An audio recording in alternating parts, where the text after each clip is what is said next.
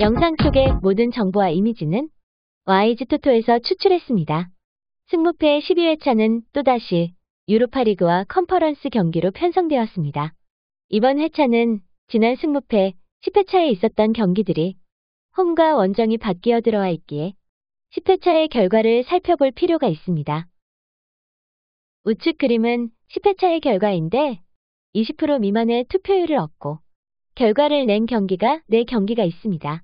3경기 몰대가 홈에서 부러지며 투표율 10%의 샴록이 승리했고 8경기의 올림피아, 10경기의 코펜하겐이 부러지고 13경기는 원정팀 FC SB가 승리를 했네요. 1등이 2명이 나왔습니다. 벌써 해외 초기 배당은 다 나와 있고 보는 법이 필요 없지만 잠깐 이야기해보면 표의 1경기 베티스와 헨트 사이에 1차전 스코어를 넣어놨습니다. 지금은 홈과 원정이 바뀐 거라 1경기 베티스는 1차전에서 헨트의 원정으로 3점차 승리를 한 것입니다. 배당은 1경기를 예로 들면 베티스는 10회차 당시에 원정임에도 2.1배의 정배를 받았는데 3대0으로 승리를 했기에 그때보다 배당이 내려가 지금은 1.5배가 되었다고 보시면 되겠습니다. 그 외에 2경기, 3경기, 5, 6경기와 10경기의 배당이 눈여겨볼만 하네요. 화면을 멈추시고 차분히 한번 훑어보시기 바라며 저는 1경기로 바로 넘어가겠습니다. 왼쪽 화면은 1차전의 경기 내용과 기록이 담겨 있으며 오른쪽엔 10회차 때의 배당과 지금 12회차의 배당을 비교할 수 있게 적어놨으며 5개의 경기 기록은 위쪽이 해당 소속 리그를 포함한 경기이며 아래쪽은 컨퍼런스에서의 최근 경기 결과입니다. 왼쪽 경기 내용을 보시면 베티스는 원정임에도 메뉴에서 임대온 안토니가 47분 선제골을 넣었고 아래쪽 기록을 보면 베티스는 총 13개의 슈팅을 때리고 그중 8개가 유효 슈팅이라고 나옵니다. 그에 반해 헨트는 총 슈팅 수가 6개이며 유효 슈팅은 하나라고 나오네요. 이번에 홈과 원정이 바뀌었기에 헨트에겐 더 어려운 경기가 될 것 같고 배당도 1차전 때보다 더 내려간 1.5배의 정배가 베티스에 주어졌습니다. 홈팀 승리로 가져갑니다. 올림피아는 1차전 원정이었음에도 보라츠보다 낮은 배당을 받았는데 경기 결과는 1대0으로 패했고 그럼에도 이번 회차 정배를 받았습니다. 경기 내용을 보시면 올림피아는 52분에 퇴장이 있다고 나오는데 그럼에도 보라츠는 간신히 91분 추가 시간에 한 골을 뽑았다고 나옵니다. 슈팅은 보라츠가 많았음에도 유효 슈팅 수는 같은 수를 기록했고요. 만약 올림피아에서 퇴장이 없었다면 결과가 바뀌었을 수도 있다는 것과 이번에 홈이라는 게 배당에 유리하게 작용할 것 같은데 올림피아는 퇴장 전 52분 동안 골을 못 뽑았고 보라츠 역시 상대 퇴장이 있음에도 정규 시간엔 골을 뽑아내지 못했죠. 또다시 잘 나오면 한 점차 승부가 될 것 같고 보라츠는 원정이긴 하나 1차전에 소중한 한 점을 지키려 하겠죠. 무승부 보겠습니다. 1차전 코펜하겐은 홈이었고 1.5배의 여유 있는 정배를 받았으나 선제골을 넣고도 원정팀 하이덴하임에 패했습니다. 하이덴하임이 그때의 배당이 6배였는데 지금은 코펜하겐과 완전히 맞배당으로 팔리네요. 유효 슈팅과 코너킥은 비슷한 수치를 보이고 하이덴하임이 2번의 오프사이드가 있다는 게 눈에 띄고요. 급할 게 없는 하이덴하임은 이제 홈이기까지 해서 승리와 무승부 보겠습니다. 보데글림은 1차전 1.9배의 정배를 받았으나 원정의 불리함을 극복하지 못하고 패했습니다. 그런데도 이번엔 두 팀이 정반대의 배당으로 보데글림이 정배를 받았습니다. 그건 우측 기록의 보데글림 경기를 보면 홈에서 상당히 강한 모습을 보이고 있기 때문이며 트벤테는 원정에서도 승리하긴 하나 무승부도 보이는 만큼 홈이점을 제대로 살릴 보데글림이 아주 근소하게 우세해 보이기도 하지만 직전 경기 트벤테의 홈이었다고 해도 보데글림보다 총 슈팅과 유효 슈팅이 2배나 많으며 3번의 코너킥까지 있습니다. 물론 3세이브를 했다는 수치도 있지만요. 홈에서 강한 보데글림이라고 해도 트벤테 역시 원정에서 최근은 패배보다 무승부가 많고 1차전 훨씬 좋은 경기력을 보였던 만큼 홈팀의 무승부와 패배 보겠습니다. 갈라타사라이는 원정일 때는 역배를 받았고 이번 경기에는 홈팬들의 어마무시한 응원 속의 경기를 치르기에 원정 성적이 거지 같았음에도 정배를 받았습니다. 알크마르는 3점이나 벌어놨기에 큰 점수차로 패하지만 않는다면 다음 라운드 진출은 할 것 같지만 우린 누가 진출하느냐가 아니라 이 경기에 누가 승리하느냐를 맞춰야 하기에 어려운 경기라고도 할 수 있습니다. 하지만 갈라타사라이의 최근 경기를 보면 상대보다 많은 득점을 한다고 볼 수도 없고 직전 51분에 퇴장이 있었다고 하지만 이미 전반에만 2골을 먹혔다는 걸 생각하면 퇴장은 이유가 될 수 없어 보이고 두 팀의 수치를 보면 코너킥부터 시작해서 너무 큰 차이가 납니다. 아무리 불리한 원정이라고 해도 저 정도의 경기력을 보여줬던 갈라타사라이가 홈이라고 180도 바뀔 것 같지는 않는데 말입니다. 그래도 자기 동네이니만큼 원정과 다르기는 하겠지요. 홈팀 승리와 패배 보겠습니다. 홈팀 FC SB는 1차전 원정에서 5배의 높은 배당으로 축구 팬들에게 외면받았으나 승리했습니다. 그리고 이번엔 홈이기까지 해서 5배였던 배당이 2.7배까지 떨어졌습니다. 하지만 두 팀의 경기 내용을 보면 이제 원정팀이 된 PAOK는 전후반 사이 퇴장이 있었다는 것입니다. PAOK는 퇴장 전에 먼저 선취골을 넣었고 퇴장 이후에 2골을 먹히면서 역전패를 당한 것인데 FC SB를 보면 경고 7개가 PAOK의 퇴장 이후라는 거죠. 즉 상대팀 퇴장 이후 거칠게 몰아붙였다는 것이기에 퇴장이 없었다면 결과가 어떻게 되었을지 모릅니다. 두 팀의 경기력 수치는 FC SB가 앞서기는 하나 4번의 세이브와 상대팀의 퇴장을 생각하고 또 원정에서 이겼음에도 배당이 5배에서 반으로 줄었다 해도 그럼에도 정배는 원정팀 FC SB라는 거죠. 홈팀 패배에 걸어보겠습니다. 로마는 1차전 원정임에도 포르투와 맞배당으로 팔렸고 홈으로 돌아온 지금은 완전 여유로운 정배를 받았는데 그게 충분히 이해가 가는 경기력을 보여줬습니다. 로마는 먼저 선취골을 넣고 동점골을 먹힌 후 72분에 퇴장이 있었음에도 나머지 시간을 잘 지켜냈으며 유효 슈팅과 코너킥에서 포르투를 능가하는 경기력을 보여줬습니다. 선취골을 넣었다는 점과 퇴장 후에 잘 지켜낸 점, 거기에 포르투를 능가하는 경기력에 홈으로 돌아온 만큼 믿고 가도 될 것 같은데 말입니다. 홈팀 승리 가져갑니다. 이제 반 온 건가?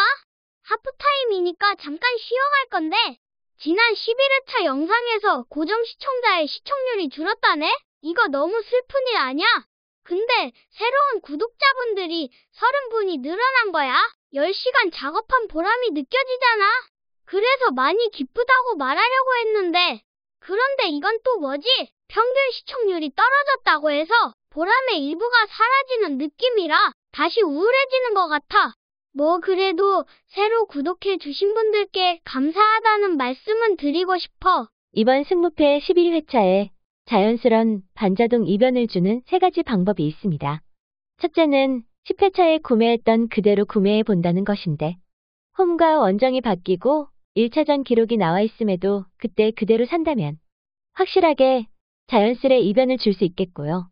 두 번째는 그냥 1차전의 결과대로 그대로 구매하되 진짜 아니다 싶은 것만 떼어서 조합해보는 것으로 1차전에 이변도 있었고 균등하게 팔린 놈들도 있었기에 1차전의 결과를 그대로 가져가는 것도 자연스런 이변을 줄 수 있고요. 세 번째는 지금처럼 1차전을 토대로 분석한 걸 가져가는 거죠. 어차피 매 회차에 이변을 주는 경기를 가져가니까요. 하지만 항상 하던 패턴이라 이변은 첫 번째, 두 번째보다 못할 것 같아요. 한번 생각해 보시면 재미날 것 같고요. 8경기 이어보시겠습니다. 야기엘로는 원정일 때도 정배를 받았고 바치를 2점 차로 잡으며 그 배당을 지켜줬습니다. 물론 선제골을 먹히긴 했으나 바치의 경기 기록을 보면 슈팅 한 번에 유효 슈팅 한 번이라고 나오는 만큼 평소의 경기력에서 나온 골이라고 봐주기 어렵습니다. 전체 90분 동안 슈팅이 한 번이라는 게 모든 걸 대변하고 있으며 양팀의 오프사이드와 세이브만 봐도 홈으로 돌아온 야기엘로를 바츠가 잡아내는 이변은 없을 것 같습니다. 홈팀 승리 가져갑니다. 홈팀 아포엘은 원정일 때는 높은 정배로 팔렸는데 이번엔 압도적 정배를 받았습니다. 하지만 저는 인정할 수 없습니다. 아포엘은 73분의 퇴장이 있었습니다. 그럼에도 더 실점하지 않고 무승부 결과를 낸 건 높이 사지만 퇴장 선수가 있기 전에도 계속 끌려갔다는 걸 문제 삼고 싶네요. 첼레는 동점골을 먹히긴 했으나 전반 2분 만에 입장골을 넣었고 동점골을 먹힌 후에도 후반 이른 시간에 다시 앞서가는 골을 넣었습니다.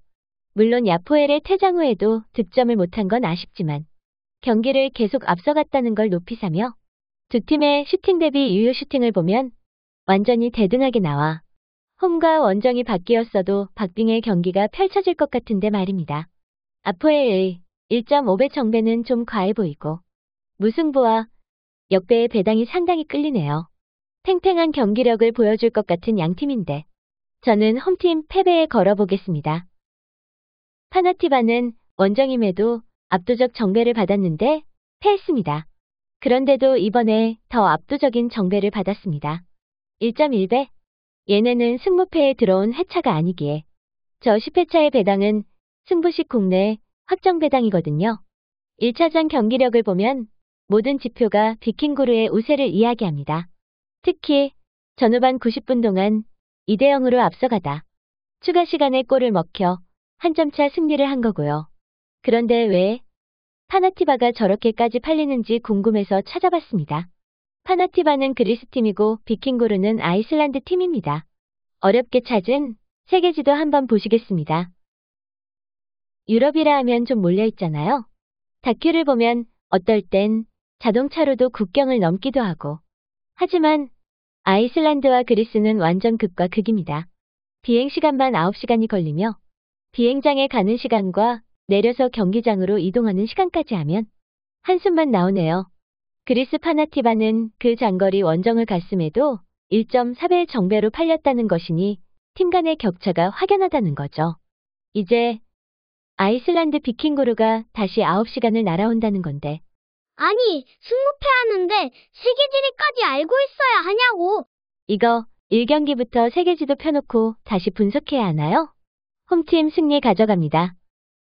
풀제는 원정에서 맞배당이 팔렸는데 홈인 이번 경기는 압도적 정배를 받았습니다. 풀제니 체코, 페렌츠바로시가 헝가리인데 혹시나 해서 찾아봤더니 얘네는 비행시간이 평균 4시간 걸리네요. 얘네도 좀 떨어져 있기는 한가 봅니다. 여하튼 경기력을 따져보면 얘네는 10회차처럼 박빙의 모습을 보여줍니다. 슈팅과 유효 슈팅, 코너킥, 세이브까지 완전 대등한 모습인데 페렌츠바가 홈에서 한 점 차로 승리했고 이번엔 홈과 원정이 바뀐다는 거죠. 그럼 이번에도 맞배당으로 팔려도 될 것 같은데 풀젠이 압도적으로 팔리는 건 10회차의 원정이었기에 그나마 맞배당으로 팔렸다는 거겠죠. 홈과 원정의 이점이 어느 정도이냐가 관건이겠는데 배당과는 달리 이 경기도 박빙으로 갈 것 같고 팔리는 건 풀젠이 압도하나 결과는 예측이 어렵다는 겁니다. 무승부 보겠습니다. 지도 한번 봤을 뿐인데 여파가 크네요. 홈과 원정을 먼저 따지게 돼요. 얼마 전에 AI한테 퀸즈파크와 울산의 대결을 예측하라고 했더니 퀸즈홈에선 퀸즈가 이기고 울산홈에선 55대 45로 대등한 가운데 울산이 약간 우세한데 중립 경기장에선 다시 퀸즈파크가 이긴다고 하더라고요. 오늘 울산이 안양에 패했는데? 그럼 안양홈에선 안양이 퀸즈를 잡을 수도 있다는 건가? 넘어가고 아약스는 원정일 때 역배로 팔렸으나 위니옹을 2점 차로 잡았습니다. 원정에서도 2점 차 승리를 했고 이번엔 여유 있는 정배입니다. 급한 건 위니옹이니만큼 조급함이 없는 아약스가 지지는 않을 것 같은데 말입니다. 홈팀 승리와 무승부 보겠습니다. 소시에다는 1차전 원정임에도 정배로 팔리고 승리했습니다. 이번엔 홈이기에 다급한 미트윌란을 상대로 심적 여유까지 생겨버렸네요. 기록 수치는 미트윌란이 코너킥이 많다는 것 하나가 눈에 띄고 소시에다는 원정에서 선제골을 넣었다는 점을 높이 삽니다. 홈팀 승리 가져갑니다. 페네르바체는 홈에서 제대로 점수차를 벌려놨습니다. 슈팅 대비 유효 슈팅도 압도적이고 세이브도 나쁘지 않습니다. 우측의 두 팀의 리그전에서도 페네르바체가 좋은 모습 보이고 있네요. 원정에서 압도적 정배를 받았으나 4시간의 원정을 떠나는 만큼 1.5배의 정배가 2.3배까지 올라갔지만 그럼에도 페네르바체가 정배라는 거잖아요. 홈 패배 가져갑니다. 이렇게 영상 속의 조합을 모아봤습니다. 4경기, 12경기에 무승부를 벌여서 베이스 4조합이 완성되었네요. 하프타임 때 언급했던 자연스럽게 이변을 만드는 방법도 생각해보시고 좋은 조합하셔서 적중하시기 바라며 모자란 영상인데 오늘도 시청해주셔서 감사합니다.